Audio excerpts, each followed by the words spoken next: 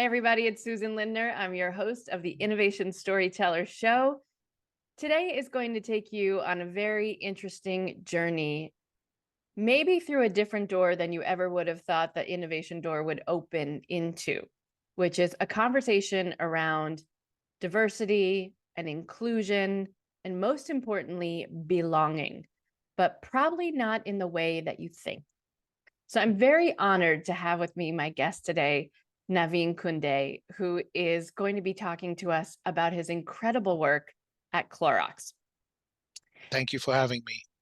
You know, it's my pleasure. I just want to give my audience a little bit of background on you, Dr. Kunde. Dr. Kunde currently leads the Open Innovation Group at the Clorox Company, which is a US-based consumer goods company in the Fortune 500, in case you weren't using it in your laundry every time. It's a huge host of products, certainly, not just limited to Clorox. Things like, help me, Dr. Kunde, we're talking about Kingsford charcoal. We're talking about what are some of the other Burt's Bees, personal care products like lip balms and so on. And we've got cat litter brands. If you have a cat, you probably use Fresh Step or Scoop Away. Brita water filtration systems and pitchers. We've got the Glad joint venture with Procter and Gamble. And so that's the Glad trash bags and food containers. And then we've got a vitamins, minerals, and supplements business. And I'm sure I'm forgetting. You've got, of course, the Clorox brand that everybody knows about. Yeah. And then, of course, let's not forget food, which is the Hidden Valley Ranch is one of our brands as well. So most people don't know that, but that's also part of the Clorox company. And pretty much everything that lives under my kitchen sink. So 409, Pine Sol, Tilex, Liquid Plumber, all of those things, right? Live And wipes, and hopefully lives, they live right? on top of your sink as well. On top of my sink as well. So everything that pretty much all of us have been touched by the Clorox company in some way, shape, or form. But what I'm most fascinated is your work around the Open Innovation Group, which enables business leaders and innovation teams to make better decisions by helping them access and synthesize data, learn from external experts, and build partnerships at Clorox. But before you were at Clorox, you also spent 7 years at the Corporate Executive Board in Washington, D.C., advising Global 1000 innovation and operations executives. And correct me if I'm wrong, you're in San Francisco. Is that right? That's right. I live in the East Bay, but Beautiful. yeah, I used to work in San Francisco, and now I'm in Pleasanton. Now I'm pleasant. So let's dive into it. Nobody comes through to innovation through a straight line. So how did you get here, Navin? Yeah. I grew up in India, and when somebody grows up in a third world, and in India, the 70s, there were food shortages, political strife, and even in the 80s, things got a little bit better. But before the India we know now, which is IT revolution and one of the world's top economies and so on, it was a hard place to grow up, and so I had to learn very early on to adapt to change, to make the most of whatever was available, to build communities where we could share information and help each other, and even being aware of the changes that were coming, because they were very important for our survival and thriving and taking advantage of opportunities that might come our way. And so growing up in that milieu make me very comfortable with something's going to change. I mean, let's enjoy the moment, but also be aware that things might come down. I've always had a plan B and a plan C and a plan D, and you can't imagine how many times I've had to go to those plan C and plan Ds a lot. And then, I worked really hard to get into computer class because it was the only room in our school which had air conditioning. And when you Oh, grow up, when you are 100 kids jammed into a room with one single ceiling fan in the middle that everybody's jostling for, you work really hard to be in the top 1% so you can get into um, into the computer class. And one thing led to another. I got used to sort of being disciplined and working hard and smart, and I got into the Indian Institutes of Technology, which Wow. was my ticket to come to the US. And I came here on a scholarship in the early Which 90s. for people who Um, don't know, this is the MIT of India, right? This that's is right. the top Yeah, technical school. And your story is also such a reminder for me that especially in storytelling, that you really don't know people's motivations until you ask them. If you say like, wow, were you really fascinated by computer science as a kid? You're like, no, I was sweating. And that is why I chose the career path that I have that's today. right. There you go. I just wanted to stop sweating. That was it. So we always Yep. have to check motivations against behaviors. But go ahead. That's right. And so there's an entire generation of people like me who wanted to stop sweating and got into computers, because physical labor versus sitting in front of a terminal typing away is yeah, two different worlds. Yes. Uh, and so I came to the US. I got my master's and my PhD, and then I went to work for Cessna Aircraft Company in Wichita, Kansas. Why did I go there? You may think it's because I wanted a green card, and that was the one place that would sponsor my green card. And so I went to work for Cessna Aircraft, and I actually enjoyed living in Kansas, believe it or not. Learned how to fly a plane. Made a lot of friends with people that I didn't think I would be friends with at first blush. You go dirt biking and turkey shooting and do all kinds of things you would never imagine Just like you would in growing up. Mumbai. What are you That's talking right. I about? would never do that in Mumbai. Uh, and so I enjoyed Kansas a lot. And then one of those black swan events, I think, happened 9/11, that completely changed my life and my perspective. So here I was chugging along. I had a green card. I was happy in Kansas, good, work-life balance and so on. And 9/11 happens, and then very soon I find myself laid off. I was doing really well in my career. I was working in advanced materials, but they didn't need that group anymore. And I realized, whoa, you could there's some risk here, right? This is not the land of plenty like I thought it was. And and then I took a pause, which was probably one of the smartest things I've done. Instead of just getting on the next roller coaster, I took a pause and looked around, and I saw a lot of people around me were again completely out of jobs. They couldn't get back into the workforce. These are people who were welders and riveters who had been hired at Cessna and other aircraft manufacturers in the 80s. And back then, they didn't even need high school degrees to get hired. And now they did. So Mm, 20 years later, these people needed a math degree, for example, a math high school equivalency, but they didn't have enough math teachers. And healthcare was hiring, but you can't get into healthcare if you don't know the difference between 1.0 and zero point 0.1, and you might kill someone. right. And so one of my friends, she was an administrator at the Butler County Community College, the largest county in Kansas, Butler County, and they needed math teachers. So instead of jumping in and getting a job somewhere else in a university and getting into the next ivory tower, I decided to go teach math at this community college. I spent more money in gas, and back then gas was less than $1 a gallon, Oh my God. than what they paid me. But it was the best decision I made, because I got to see what America was really about. I got to see people who held down 3 jobs to put food on the table. I got to see real poverty. I got to, tutor this one woman who used to show up with black eyes because she was getting beaten by her husband. And when I asked her to go to the cops, she goes, "He is the cop." Yes. And saw all sorts of things. And these people were trying to get a life so they could get a better life and get an education. And while doing that, I decided to broaden myself and get an MBA, because getting a PhD and getting too deep wasn't doing me much good. And I said, I can do a lot more if I'm broad and deep. Um, and so that's what I did. I taught math. I helped people get back on their feet. And I studied for the GMAT, and I went to Cornell to get an MBA. Very smart move. Now I was even colder than I was in Cleveland, which is my first landing spot in in the US. Ithaca was quite It's called natural different. air conditioning. There you go, natural air conditioning. I was in Ithaca for to get my MBA, and then Following that, I decided to go the consulting route because I wanted to go broad. Didn't just want to jump into the next company. And so I did consulting for a few years. I worked for the corporate executive board, which was based in DC back then. Now it's owned by Gartner.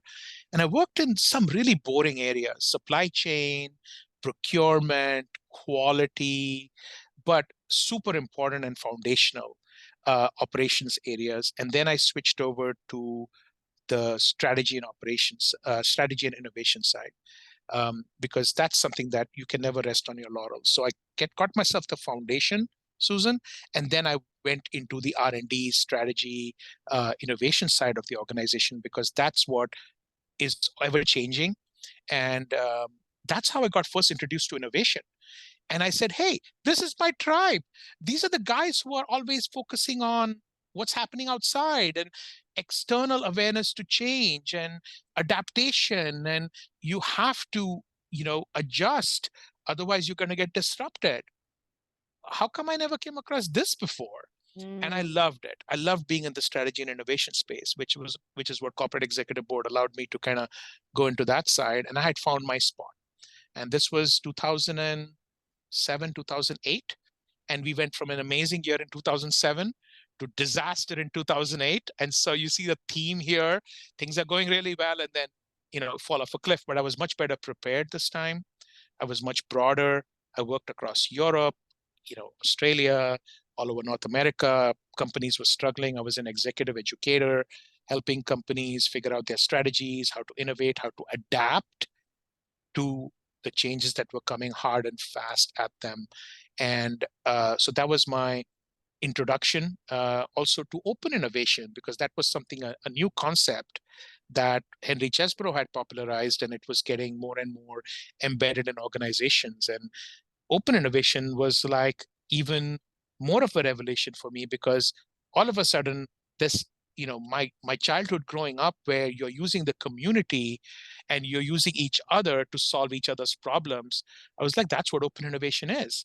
You share what you're working on with everybody, you work across the silos, you work in a collaborative manner, you include everyone, and you solve these difficult problems. And so I love this open innovation space, and which was sort of part of the larger innovation space. But I had kept it in my mind that at some point in the future, I'd love to go work in open innovation. But so I want to pause there for a second because, it's rare that you have the opportunity to work with so many different corporations, so many different companies around the world prior to getting into open innovation. And when you just stop for a minute and pause and look at those organizations, is there, like if you could look back at that time, and I mean, those were really hard times, that crash really shook the foundation of American business and really the global economy in a way that we hadn't seen in a really long time. And it took a while for capital markets to come back and for, investment in innovation, investment around venture capital and startups and things like that to get flowing again. So when you look back on that time and you think, gosh, I wish those companies then would have known X. As you moved into that open innovation space, what were so many of those companies doing wrong to free up all of these resources that were available to them that they weren't taking advantage of inside of their own businesses? I think I've worked across over 300 organizations, and I saw so many commonalities. Mm, I saw a lot of silos. mhm. I saw, you know, uh, a lot of disconnect between functional groups and business units, and then the enterprise. So there's this discontinuity between what the functions do, what the business units do, and then what the enterprise is trying to do. It's almost like different horizons, almost, but it's not horizons. It's I don't want to confuse those two, but I saw a lot of silos and a lot of like, this is how we do it, and our way is a better way. I saw little That's curiosity in one organization, right? Where in you're in seeing every that. organization. I saw it Yeah. everywhere. I saw So, it and everywhere. the silo, let's just break this down for a minute because I know so many of my listeners are experiencing like the silo agony. Does silo mean I don't know what's going on in your business unit and you don't know what's going on in mine? Or, and maybe, um, I have no interest in sharing what's going on in mine with what's going on in yours. And I have really no interest in working together across the aisle.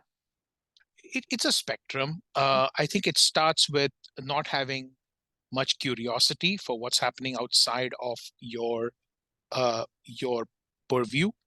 A lot of it comes because you have to be very narrowly focused to deliver on execution. Mm. Some people are naturally curious. Other people are curious out of circumstance. They have to look outside because there's nothing much on the inside, or they have to do it for business reasons. But the naturally curious people are far and few between. And at some point, I later in my Clorox career, I got a chance to work on innovation leadership skills, and curiosity was one of the ones that but we can get to that later. Um, so what I found, to answer your question, was uh, lack of curiosity. In some cases, yeah, I'm curious, but what I do is way better. And I don't want So to understand arrogance.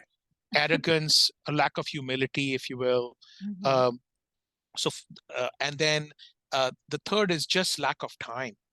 So even if you have the humility and the curiosity, you just got too many things on your plate. So lack of prioritization. So this Can is I a add one very more? deadly, yeah, sure. I mean, so I have seen, through the grace of this show, um, consequences, negative repercussions for reaching into another silo. Our team only. I don't want to succeed with anyone else. Those people are going to weigh us down, slow us down. That no, thank you. Like that, there's rigorous distortion of the value of crossing silos and saying, in fact, you will get penalized talking to that group over there. I think there are sometimes even business consequences when all those strategies don't align, and there's an effort from leadership to say, sometimes there's a don't bother with them approach. Yeah, and I don't know what to call it. Is it lack of community, lack of a broader societal thinking, or lack of generosity? I don't even know what to call that. Misaligned But yeah, incentives. the misaligned incentives, Mhm. or the willingness to win at all costs. And you can win in the short term. I read a book called Infinite Game by Simon Sinek recently, and he talks about playing the infinite game versus the finite game. And so there's a lot of finite games being played. Yes. Partly you see that a lot more in public corporations because they have goals to hit. And I also found out, I did a lot of neuro uh, you know reading about human neurology and so on.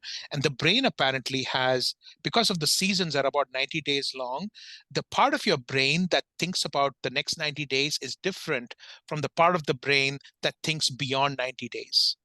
Huh. So if you tell someone that this is going to happen 6 months from now, they lodge it somewhere else. If you tell somebody it's going to happen in the next 90 days, next 3 months, next month or two, they lodge it somewhere else. And there's a different sense of urgency there, which is very interesting. Even our calendars are 3 months, blocks at a time and so Sounds on. like my So inbox. there you go. So I think these are some of the things, and I saw universality to this.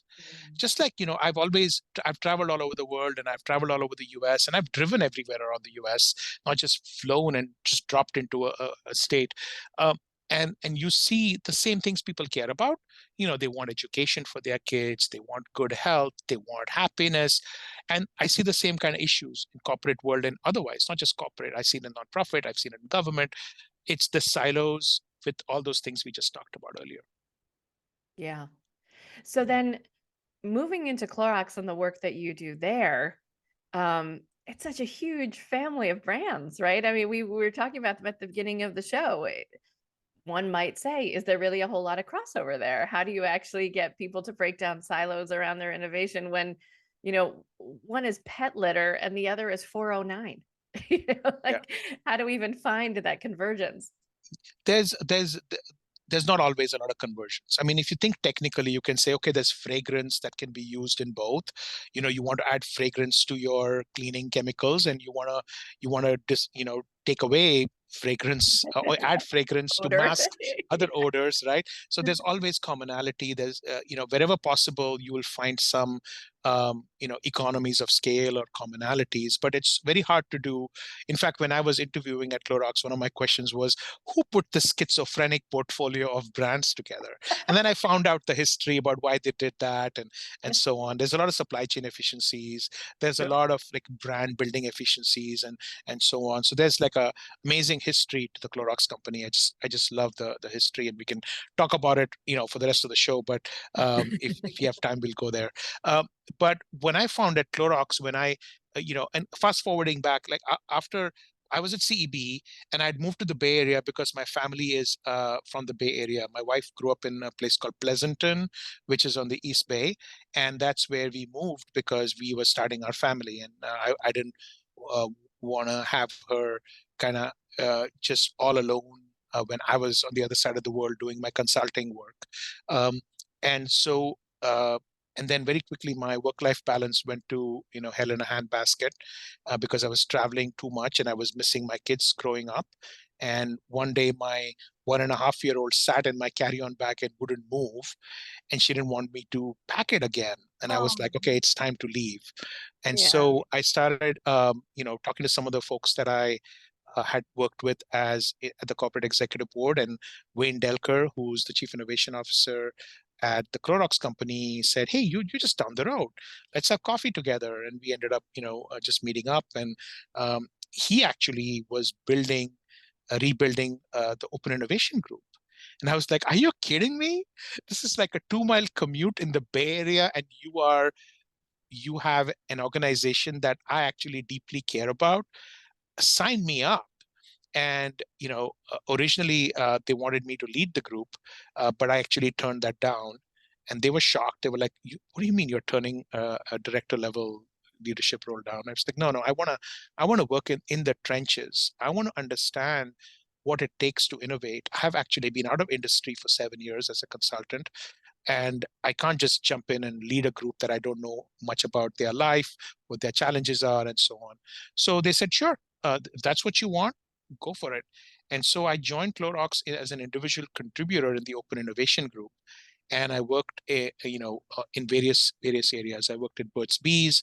I worked, at the Brita brand. I worked on core cleaning, the cleaning retail side. I mean, the professional products, healthcare side. I even helped them launch the home healthcare, a foray into the home healthcare space, built advisory boards. It was mostly external thinking that I was really promoting because we had partnerships very much under control, but it was more the learn before do, because people just jump in and start executing. And you don't always want to do that because there's other options that you need to think about. So Yeah. I brought a different approach to open innovation, which had to do with expert networks.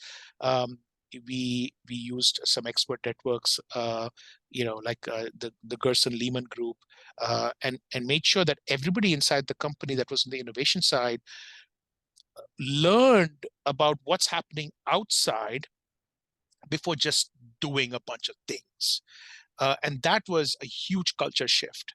And I was so proud that I was involved in that culture shift across the silos. Across the silos, can you believe it? Wow. Marketing, sales, international, across, of course, R&D, the new business development groups, all of them were using these tools. Again, talk about commonality. There may be less commonality between, a 409 and cat litter, but there's a lot of commonality in the need to be external and learn about what's happening outside your company so you make better decisions. And that's where I played, where I tried to find that common scale across the company through open innovation. So question on that. So when you say look outside the company, are you specifically just tracking the competitors? Are you looking at what, Cadbury is doing in Japan, and why there are 40 different flavors of Kit Kats, in Tokyo versus versus, whatever is going to happen with Pine Sol coming up next? Like what was the thinking around that, looking outside of the You, company? you, you know, that you can spend a lot of time chasing down a lot of rabbit holes when you are asked to look externally. You Mm, have to be disciplined when you look externally. mm, So we always started with what is the problem you're trying to solve. We always framed the problem in the business context before we started looking externally, because then it is seen as a huge waste of time and it's only a matter of time before your innovation group is cut. I've been there 12 years, and you don't last as long without having discipline and focusing on what's the problem you're trying to solve. Once mhm, you know the problem you're trying to solve, then you can decide, okay, do you want to learn about what the consumer is doing and how they're changing? Do you want to learn about what the competitor is doing? Do you want to look at people that you don't even think are competitors, like the entire startup world, which has kind of come on so strong over the last decade? Do you want to think just about what the competitor launches are, because that's very rear view kind of thinking? Or do you want to think about what their mindset and strategy is? Wow, we have Reckitt has an entire new leadership group. Where are those people coming from? How will they lead Reckitt going forward? How is that going to impact the Clorox cleaning business? You have to bring in the judgment and have a debate or a conversation with your leadership. Otherwise, you can easily be replaced by a machine, AI, or be outsourced to somebody who's a tenth of how much you're paid. So you have to bring that extra judgment, and you have to frame the problem internally really, really strongly if mm, you're going to be externally focused. And those principles apply to any of the functions and any of the businesses. So you can be as close to what the business needs or as futuristic and far away as to what they might need in a few years, based on who your stakeholders are, who have the curiosity and humility to learn from the outside. mm. So let's talk about how you bring other people into the process, because we started this conversation in my introduction talking about diversity as the greatest differentiator for a strong innovation team. Can you talk a little bit more about the sense we have this concept of diversity, equity, inclusion, belonging being an issue around um, race, creed, culture, LGBTQIA, all of that kind of mindset, which is great. But there's another layer to that diversity, equity, and inclusion and belonging when it comes to innovation. Can you speak a little to that? Yes. I started being more aware of the diversity deficit, if you will, Mm, um, when I became a people leader about a little over 4 years ago. After 7 years in open innovation in the trenches, they asked me to lead the team, and I willingly accepted. And I really enjoyed teaching and coaching and really managing my team. And I started seeing how much trouble they had in getting their ideas accepted, how hard it was to influence leaders to do what they knew was the right approach going forward. And more, I started seeing that there was a massive lack of inclusion. So if you think about what diversity is having a seat at the table, and inclusion is having a voice at the table. And so the voice at the table, which is inclusion, was missing, because we can say, yeah, we can add people of these genders or this diversity of ethnicity, race, education status, whatever it is that you define diversity as in your organization. Making them feel included and giving them a voice is one click above that. And belonging, which is, I'm glad you said that word, belonging is actually be, believing that your voice will be heard. Let me repeat that. If diversity is a seat at the table and inclusion is a voice at the table, belonging is those people at the table believing that their voice is going to be heard. You cannot mandate belonging. Belonging is given by the person. That sense of belonging that, hey, listen, if I say something, now that they've given me a voice, they're going to actually listen and mm, they're going to do something about it, or they're going to have a debate about it, and they're going to respectfully consider my thoughts. If you kill that, not just in how you interact with certain people, but interact with anyone, because everybody's watching, you are you're going to have a bunch of people who are going to sit on their hands and not help. And when you have those people who are innovators, and innovators are actually more likely to not feel a sense of belonging because they don't belong typically. That's what innovators are. They might be different than everybody else. They have a different set of cognitive and experiential, the way they think is different, the way their experiences are different, which makes them an innovator. Like my background, for example, uh, and and that itself makes you different, where you then don't feel like you belong sometimes. And some people are just bulldozers. I'm just going to say my thoughts and assume that even if there's one person out of 10 who's nodding, I'm like, yes, I feel I belong, and I'm going to say it. But then I started noticing that other people in my team were not always that way. They used to Mm, come and talk to me in my one-on-ones and say, wow, I wasn't heard. They nodded and took the notes, but they did exactly what they wanted to do anyway. So I feel like, what's the point? Why am I doing all this work? And then I started saying, wow, okay, the innovators don't feel like they belong. That's a problem. And if you don't feel like you belong, you're not going to help with ideas, concerns, execution, whatever it is. And that actually is a problem at the innovation level. So I'm not even talking race, ethnicity, gender, all that stuff. Okay. I'm just talking about as an innovator. You don't feel you belong, you're not going to bring it. And we did a survey uh, at where we found that 37% of people did not feel a sense of belonging for various reasons. We did focus groups to understand those reasons. I don't want to go into the details. I kind of talked about it a little bit in some of my social media blogs. But what we found was that 37% is actually quite concerning. So HR can say, hey, 63% feel they belong. That's awesome. Let's go. Right? No, but the 37% who don't belong are the very ones that you want at the table because they have a different mindset, an innovation mindset. So your problem is compounded. So even if you move the dial a little bit, you're going to make a huge difference mm, because everybody of that 37% who feels a sense of belonging is now going to participate in whatever it is that you are trying to change and help you adapt to that change because of who they are. And so that was my big aha. And even as I was trying to push the OI tools to different businesses and functions, listening, building a human connection with people, understanding what biases you might have. I had a huge bias towards engineers and scientists. I was like, oh, I'm an engineer. I went to IIT, all that. And then you have a bias against people, or you don't respect as much the people who might be in HR or who might be in other functions. They have great ideas too. They might see something that you completely have a blind spot towards. And so I had to just own my own biases mm. and become a better, more active listener. And my team, God bless them, helped me get that uh, take my humility and curiosity to the next level. I thought it was pretty damn good.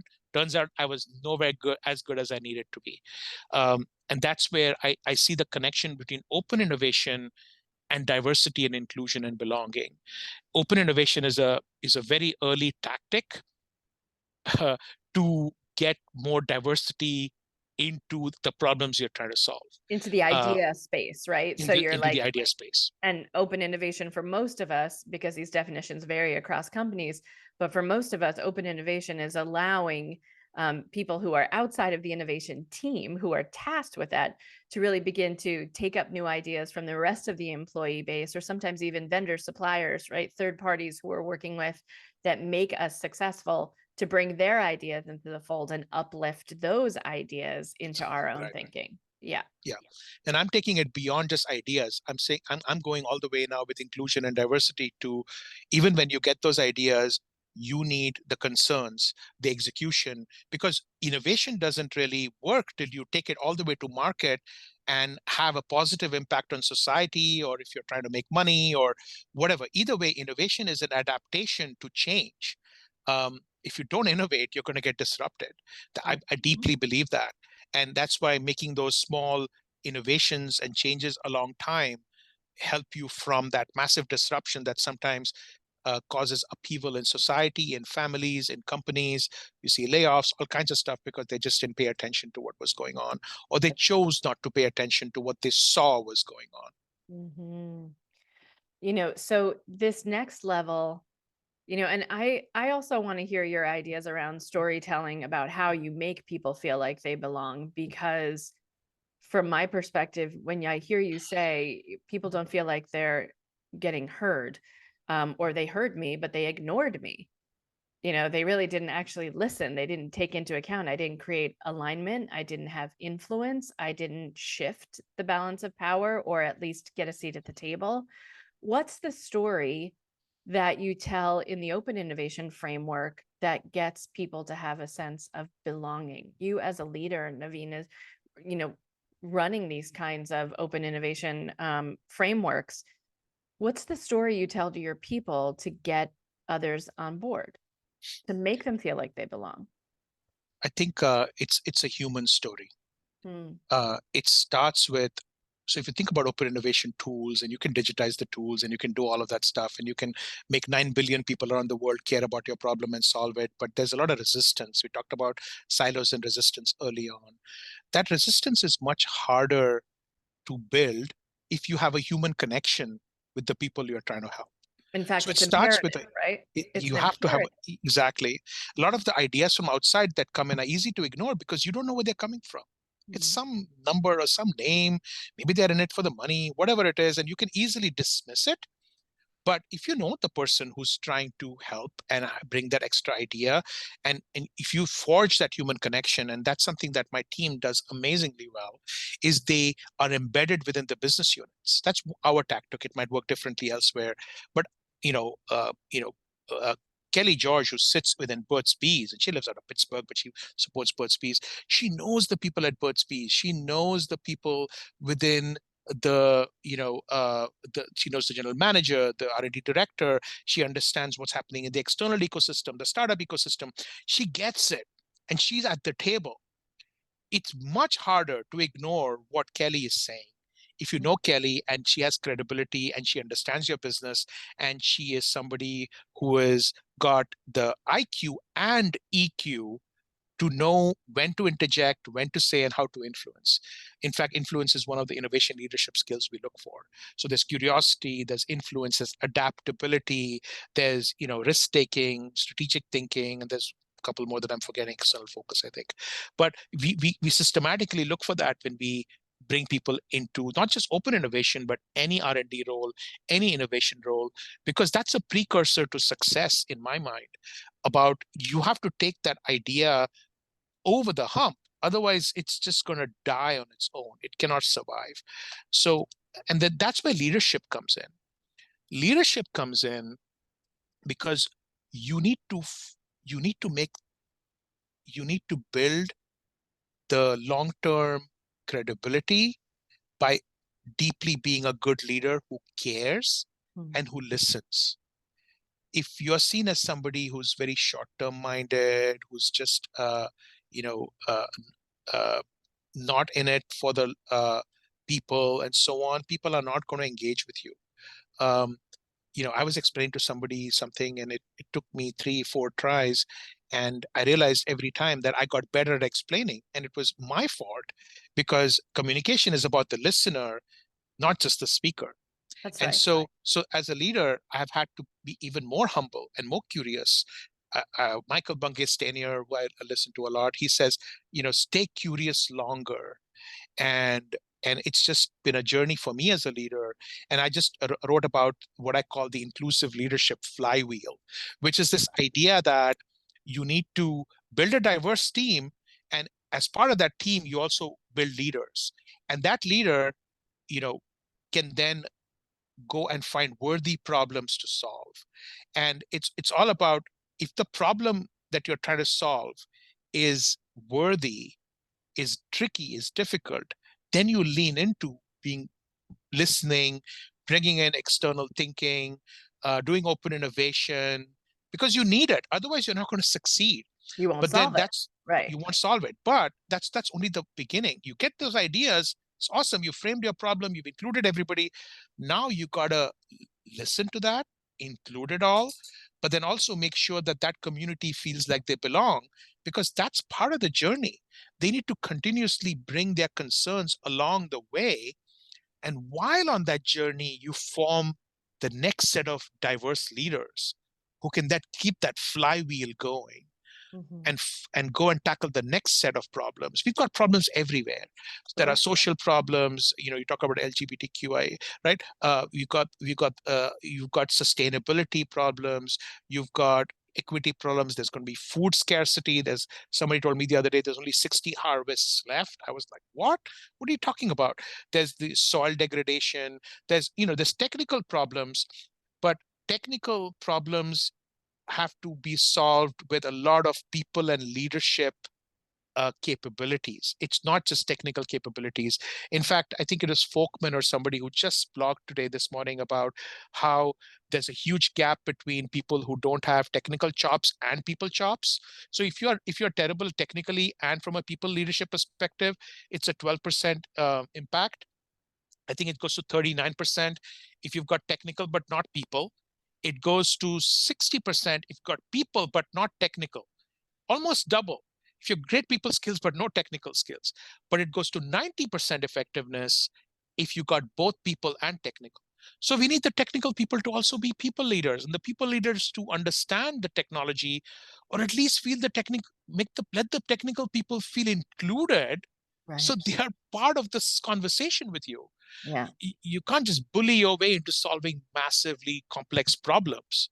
I So think this I is think it's a why, leadership piece. yeah, I think this is why I have a job, because this this gap between great technical leadership or even great leadership but poor communication is a huge challenge. I truly believe it is the bridge between strategy and execution when it comes to innovation, because part of our job not only to make people feel included in the process, but is also to be able to verbally paint a picture of the future that we are all moving into together.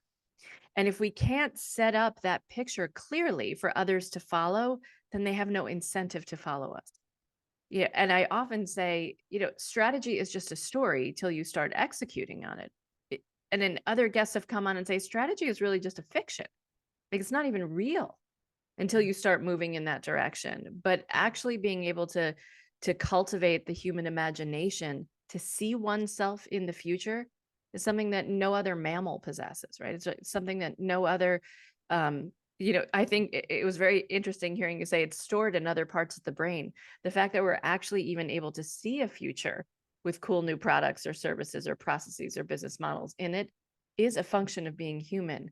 But our task of being human is to bring everybody else along with us and to Mhm. make them feel like they're co-creating that future together. That's right. Did I get that That's right. right? That's right. Absolutely right. I think that if you lose the human side of it, you're not really a leader. Of course, you gotta solve some massive technical problems and business problems and so on, but you have to do it along with being a people leader and a human leader. So it's both. It's an and. It's not an or. And I think people forget that. And there's no competition between people leaders and technical leaders. I think it's a challenge to each to get better at the other. So how can people leaders and technical leaders become a dyad? Or how can people leaders make technical leaders feel included and vice versa, Mm.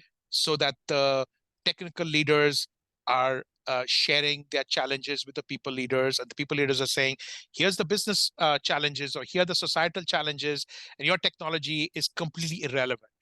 And then these guys will go and build technology that is relevant, right? Right. And so you have to have that dialogue, because I think the Venn diagram of people who are great at both is very small.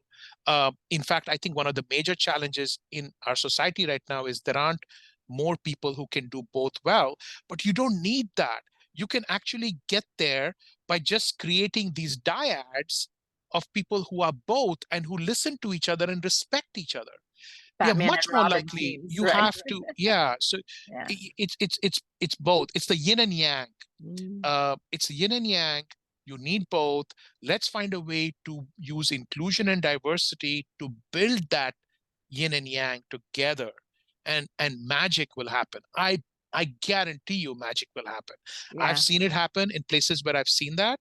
And when you have the technical and people leadership in one person, lucky, good for you. You have those people on Rock top. star. But Yeah. but you don't need that. Mm. Sometimes you need that cooperation and collaboration between the technical and people leadership side, or marketing, sales, and operations side, or whatever, right? There's all these tensions built into companies and organizations where it's the execution side versus the strategy side. You see these tensions everywhere. How can we have these tensions coexist? And if we think about the coexisting, which actually requires a lot of humility, tolerance, curiosity, and respect, we will get much further as an organizations and as a society. All right. So I'm going to ask you a couple of hot seat questions, Naveen. Mhm. Um, so if you had the opportunity to join any innovation team in human history, which team would you join? I don't believe in looking backwards. I'm I just mean today. it would be fun. Yeah, it would be fun. Well, it could be today. I would love to join like the Gates Foundation, or Mm, one of these nonprofits that is actually making massive societal change happen, ecosystem fantastic. level change happen. Yeah. I think what they're doing is amazing. Um, whether it's in vaccines or climate change or whatever, Yeah. um, that would be where I would love to go and sort of exercise my chops, going forward. Okay. Question number two. Greatest innovation of all time.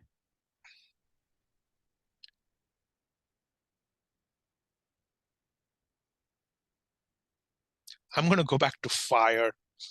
Yes, always a good one. Who The doesn't love wheel, roasted the meat? fire, the Yeah. wheel. Um, I worry about food and water, because I think I was talking to somebody the other day, and they said, Naveen, if you were to guess whether a um, what electricity executive, utility executive is paid more, or a your local water agency person is paid more, or your local gas person is paid more, who is paid more? And I guess electricity, because I'm thinking solar and this and that. No, the water persons are paid twice as much as the others, the Wow. water people, because we've survived with our electricity and gas and all that forever. Without water, we're done for, right? Same thing with food. Like, we lose sight of some of these things. I think some of these challenges we kind of just are ignoring, and some of the best minds are focusing on a lot of other things, but some of the basic necessities, and I'm thinking very globally because of my upbringing, uh, are also need some of these top minds. Um, so yeah, Okay, that's yeah. one more question. Um, what is an invention that you would like to see created? Something that pisses you off, that drives you crazy every day that needs to be fixed, or something you just wish existed in the world?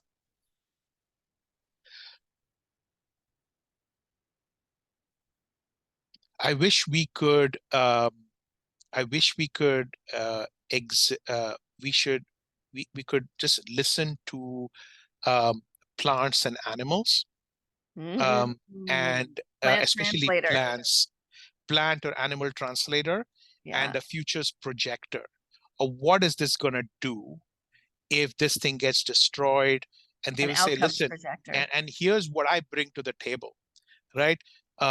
Even humans can't sometimes articulate that because they don't know what their purpose is. But I wish a plant could tell us that, or an animal can tell us that.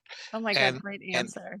yeah, Okay, so Naveen, how can people get in touch with you if they want to read your blog, see all your brilliance out in the world? Where can they find you? yeah, I'm on LinkedIn. And you can just connect with me on LinkedIn. You don't need an email address or anything fancy.